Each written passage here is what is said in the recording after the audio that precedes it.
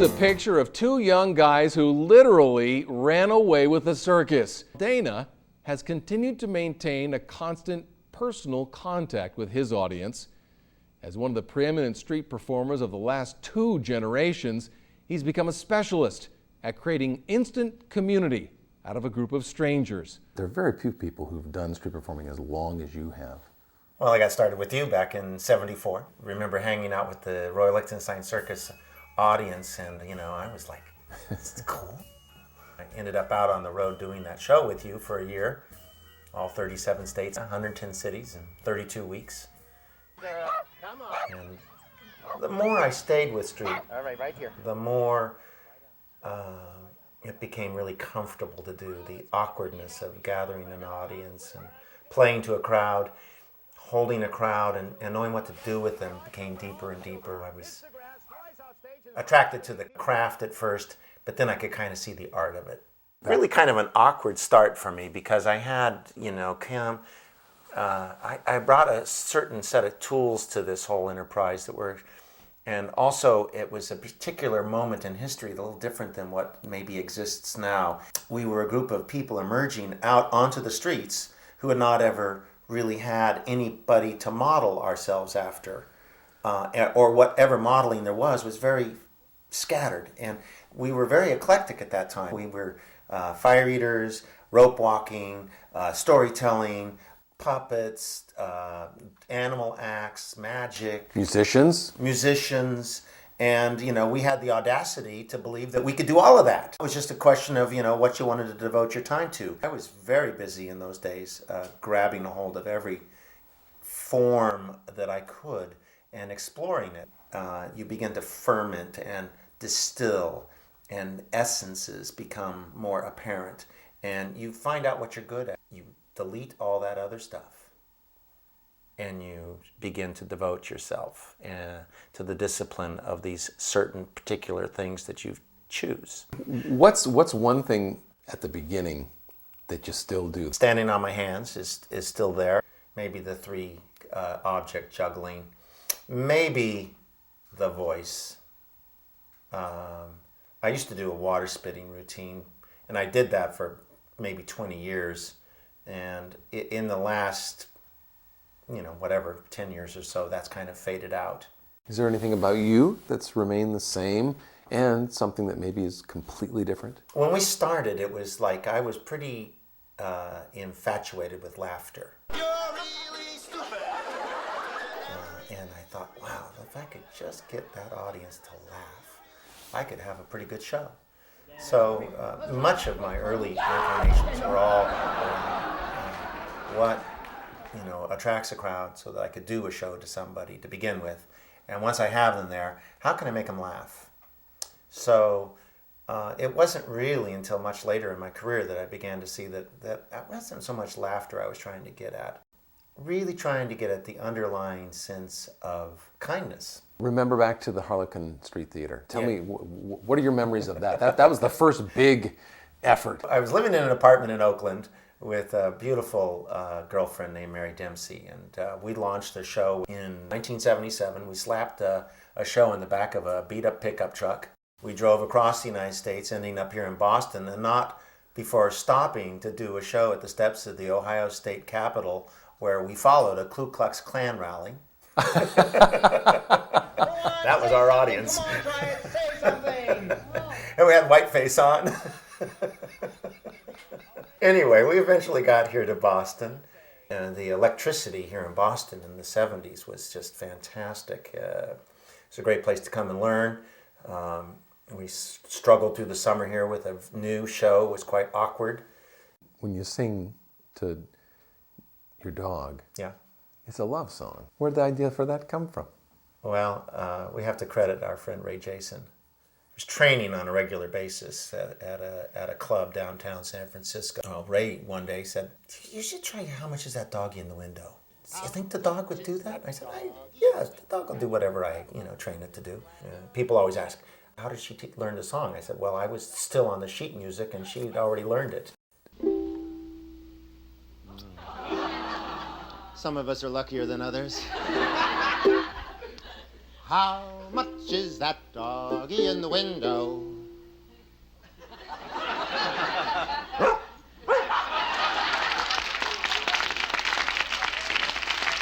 The one with the waggly tail. How much is that doggy in the window? I do hope the doggy's for sale. Who, what, where, why, how? A chicken on the head. What is that all about? I knew I could get a chicken for a couple of bucks. About chicken. What I learned about the chicken was that it had a power beyond words. How do you do that? What are the rules about going out and being a street performer? There are no rules. You know, we are individuals, and there are people from all over the world practicing this.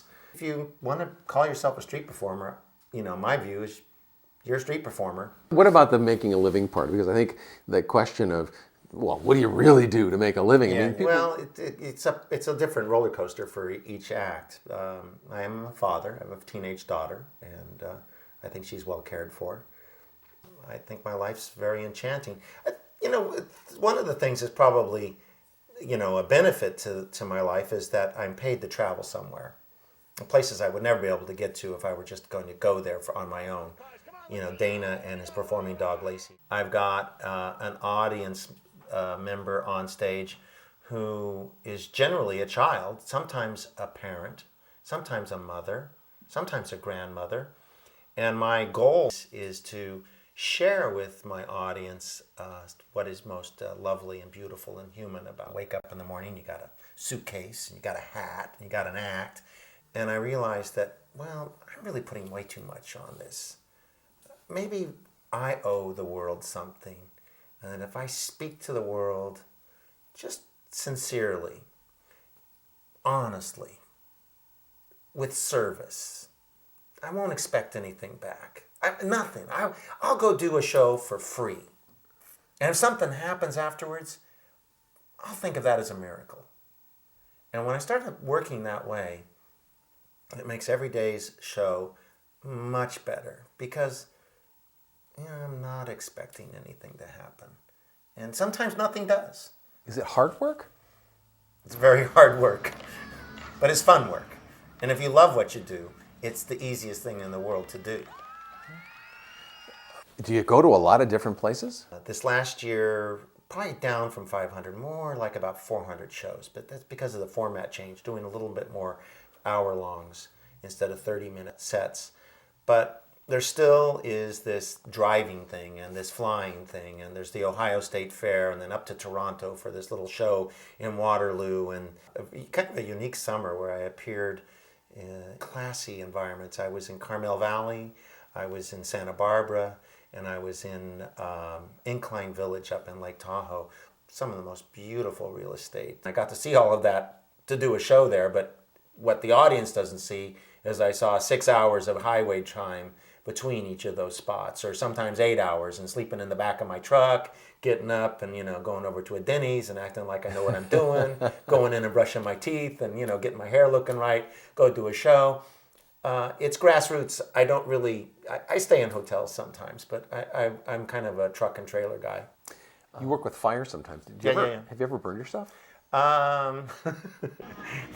It's not a funny question. You're not supposed to be laughing. I made my first torches, and the knobs were kind of weird. The first time I threw the thing in the air, it caught, flipped around, hit me on the bridge of the nose, knocked me down on the ground, and I had like a little crease with a little blood. Very auspicious beginning to the fire routine.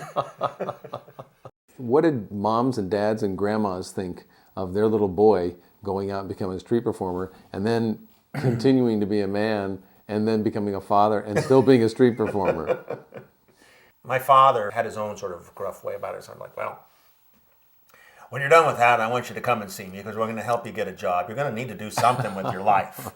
And my mom was like, I'm sitting at a desk for the last 20 years, and I really don't want you to have to sit at a desk. So if you can live the life you want, that's what you want, then I want that for you. My dad, later in life, I got to do a fancy show, and he saw the show, me in front of 2,000 people, walk out the front door, be in the very nicest parts of San Francisco. And then Sunday before he left, he said,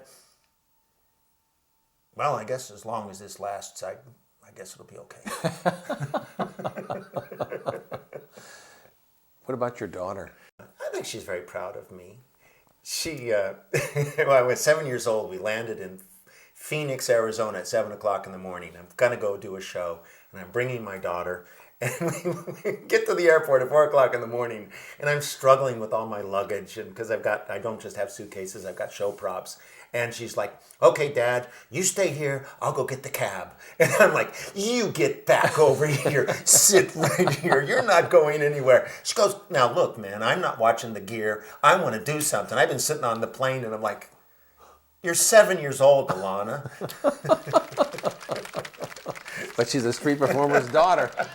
She knows how to survive. She knows a good act when she sees one. Keen judge of good street work. There are a lot of people who have been street performers who've, gone on to do famous things, movies and television and comedy clubs and things. What about you? Has this been a platform to go someplace else after 33 years? You're still doing it. Yeah, right. Well, I had my opportunities. I was on, did Fox Television. From San Francisco, home of some of America's most talented performers, it's the Good Time Cafe. It's a Tracy Ullman show. Did the Disney Channel thing with a show called The New Vaudevillians. Why a live show? Why not make movies or be in a theater? What is it about live entertainment that speaks to you and has you creating audience? Well, to be fair, okay, nobody in Hollywood has asked me to do a movie. So before I say that, I turn all that work down. As I've stayed with this work, it's become a more reliable. It's become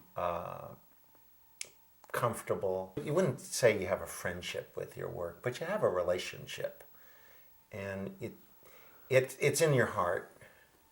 And it connects to how you take care of yourself, and it takes a pathway to how you take care of the people you love. And it also takes care of how you take care of your audience. And it also turns out that that's how you take care of the whole world. And, that may be a little heavy, but, we're all trying in our own way, not just to make money. I came here to do something with my life, and this is what seems to be the best to do. Give us a quick thumbnail biography of here's a little boy who grew up in a such and so place and had these kind of skills and did this kind of stuff, sure. And all of a sudden he became a ballerina. I was a son of a milkman, and we had a dairy in Union City, right by Hayward, and we owned Jersey cows. And I grew up near an apricot orchard in Fremont. It's kind of weird, and I say this with the greatest sympathy to other young children, is that it's very difficult to recognize artists in children. Our society is not really arranged to celebrate, oh my gosh, he does those oil paintings so well. We recognize A's in math easier.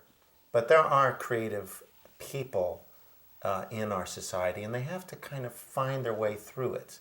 It's not such an easy thing to do because it requires listening to ourselves and the people that are raising those young people to listen harder to them too, It's a challenge. They shut down all the street performers in San Francisco, and so a group of us arranged to go see the chief of police about this incident. So we get into the chief of police office. He says, I've taken a drive down the street with my lieutenant driving the car, and I'm looking at the situation on the sidewalks, and I do not like what I see. I see a mime, and he's miming the citizens of my city, and he's making fun of them. I don't like to see this. I go down the street a little further. As a musician, everybody likes music. You think I don't like music? I like music, but he's doing his music in a doorway. People cannot get by him. The merchant cannot do business with the citizens of the city. He says, I'm upset about this. Now, I'm going down the street a little further, and there is this guy juggling with a chicken on his head, and I told the lieutenant, that is it, clear the streets. This is not going to go on while I'm on the watch. True story.